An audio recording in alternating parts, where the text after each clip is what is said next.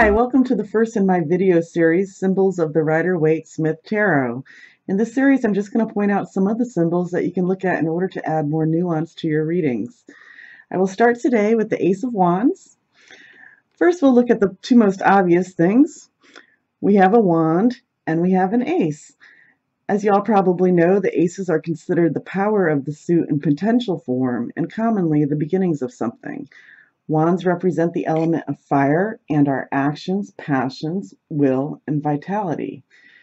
Okay, so what else do we see in this card? Well, we have a hand emerging from a cloud. Some call it the hand of God, but at any rate, something is being offered. It's a gift. We have 18 green leaves in this card. Green is a color of nature and represents vitality and growth. The number 18 reminds us of the moon card of the major arcana with its cycles of coming into being and passing out of being. We have 8 leaves that are not attached to the wand. They're falling. They are neither on heaven nor in earth, so that kind of reminds us of being a spiritual being with being connected to both heaven and the earth, or being between those two states. We have a river. A river is something that's constantly moving yet remains true to itself. It represents both change and continuity. It represents life. Crossing a river from one shore to the other can represent a rite of passage. The castle in the background can represent a treasure house of esoteric or spiritual knowledge.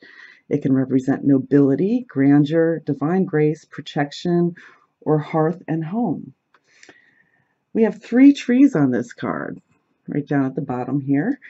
3 is a number of fertility and creation. It could represent body, soul, and spirit, or the triple Godhead. It could represent the 3 wishes, or birth, life, and death. Trees on their own represent hopes, growth, desires, and also symbolize a spiritual aspirant with feet planted on the ground, heads in the heaven.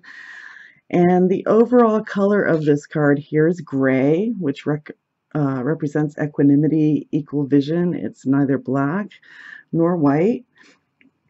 So those are just some of the symbols of the Ace of Wands. There are many more interpretations, of course, but these are some that have spoken to me in my readings. So thank you for watching. I hope you will join me next time for the Two of Wands.